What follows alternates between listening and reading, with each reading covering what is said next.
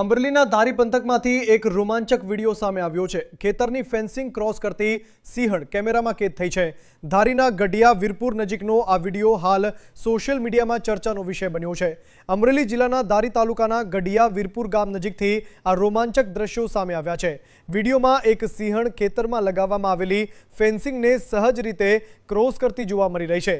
ફેન્સિંગને પાર કરી સિંહણ ખેતરના વિસ્તારમાં આગળ વધતી જોવા મળે છે। આ દ્રશ્યો ફરી એકવાર દર્શાવે છે કે ધારી પંથકમાં એશિયાટિક સિંહોનું અસ્તિત્વ મજબૂત છે। છેલ્લા કેટલાક સમયથી જંગલમાંથી બહાર આવી સિંહો અને અન્ય વન્ય પ્રાણીઓ ખેતીવાડી વિસ્તારો અને ગામડાની સીમ સુધી પહોંચતા હોવાના બનાવો સામે આવી રહ્યા છે। સિંહણનો આ વિડીયો હાલ સોશિયલ મીડિયામાં વાયરલ થઈ રહ્યો છે અને સ્થાનિકોમાં ચર્ચાનો વિષય બન્યો છે।